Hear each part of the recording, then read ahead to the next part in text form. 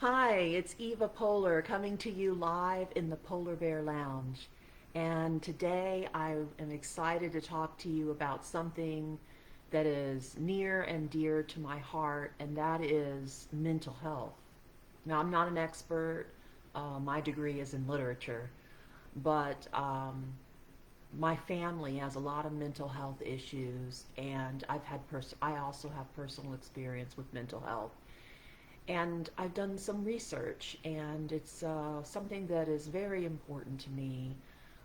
And so I'd like to talk to you about what I've learned about reading and mental health. I'm super, super excited to share what I know with you, and hopefully start a dialogue so that we can all, if you're here, give me a hi. It's good to see some of you here with me today. Yes, please like the video, give me a heart, let me know you're here. It always helps to know I'm not just talking to the air, although I know most of you watch the replay later. So anyway, if Richard Steele is correct in saying that reading is to the mind what exercise is to the body, then it makes sense that reading would be good for mental health. And according to an article on the South African College of Applied Psychology website, reading makes us more empathetic, makes us more mentally flexible, improves rationality and creativity, enhances brain connectivity and function, and can help stave off dementia.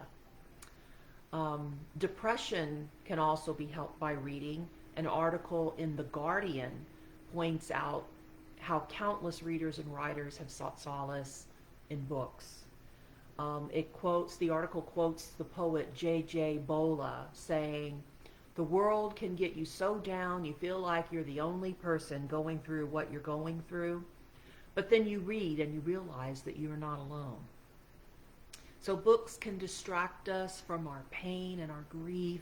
They can elevate our mood, and they can take us on adventures far away from the reality of our sadness. Now, depression isn't the only thing that can be somewhat helped by books. It can also help anxiety.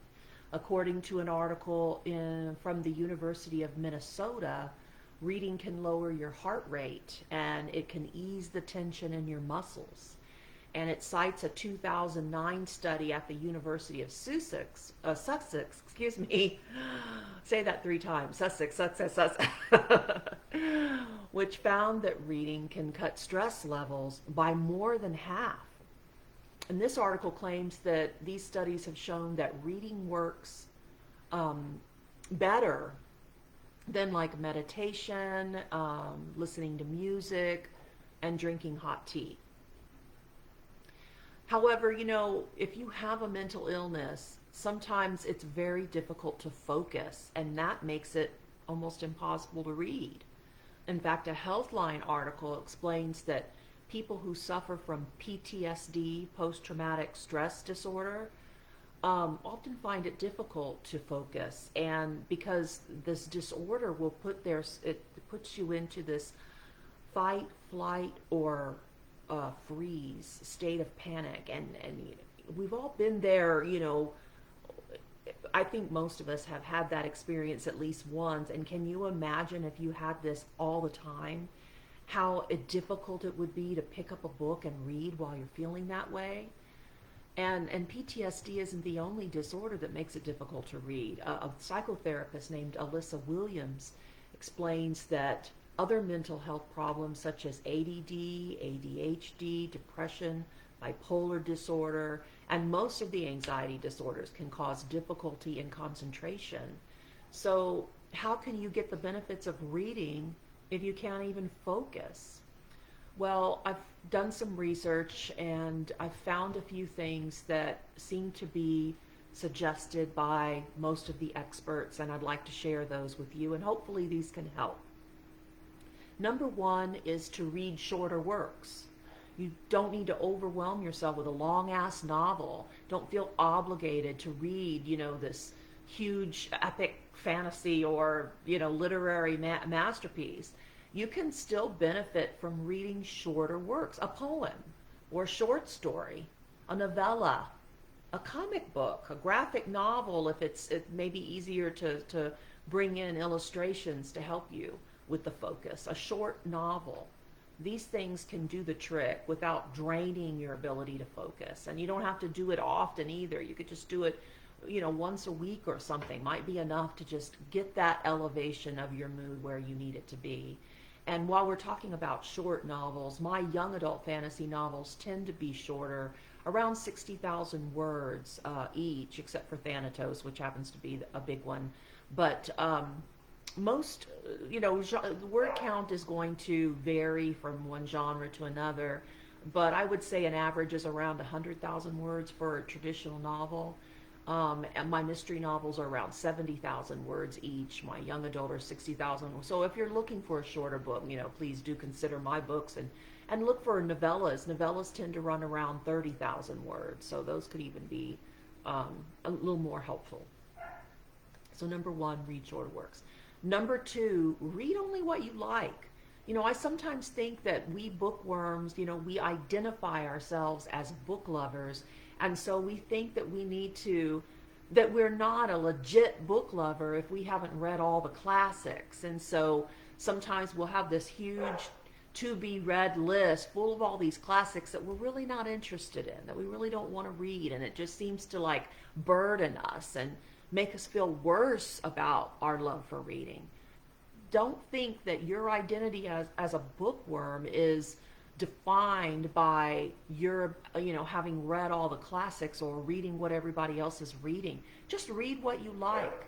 Don't force yourself to do it just because you think, that's what is required for you to be a bookworm.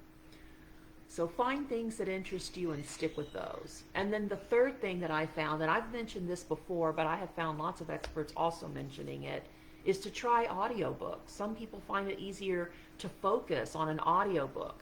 And one of the reasons why is because people who do have problems focusing are sometimes able to better focus when they're in the middle of doing another task. As an educator, I learned not to be upset if I see students doodling or chewing gum or doing some kind of other activity while they're listening to a lecture, because many of these students, while they may look like they're involved in some other activity, they're actually able to focus better while they're doing something with their hands or their mouth or their eyes. So this is something that I think might help others who are trying to read, is if you're listening to an audiobook, but you're doing some kind of mundane everyday task like household chores, folding laundry, or waiting in line at the bank or in the grocery store, driving a familiar route. If you're somehow partially you're on autopilot with some activity, sometimes that's all it takes for your brain to be able to focus on the audiobook. And if you'd like to try, I'll have a link in the bottom of this video. If you're not already a member of Audible, sorry, that's my puppy dog, Mosby, stop it.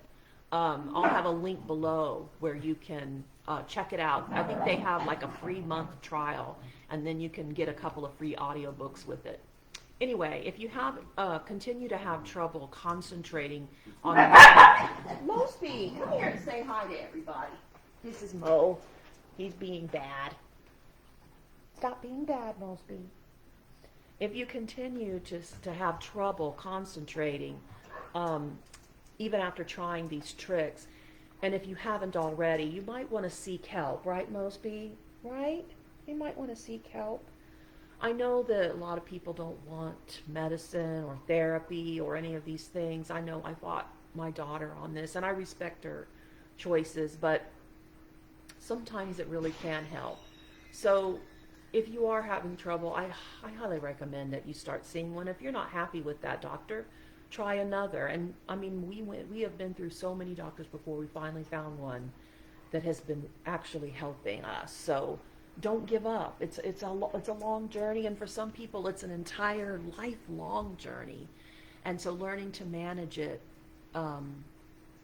with the help of others, with reading, but also with the help of experts, is so important. Another thing that you might think about doing is joining me and other book lovers in my annual World Suicide Prevention Day, Book Lovers Unite. World Suicide Prevention Day is something that I didn't organize. It happens every year on September 10th. And organizations such as the International Association for Suicide Prevention put together activities to help spread mental health awareness and raise money to help with the prevention of suicide. And I have put together a Book Lovers Unite version. And if you would like to join us, there's all kinds of ways you can help. I don't know why my dog is growling right now. Is it a squirrel or what? Guys, settle down. It's okay. Oh, Mo, do you have a bone? Anyway, I'll have a link below where you can join. There's so many different ways you can get involved. You can get a t-shirt. $5 for every t-shirt goes to the International Association of Suicide Prevention. You can blog about it. You can share social posts. You can just join or watch along the vlog tour and the blog tour, where we'll have different readers and writers sharing their experiences with mental health.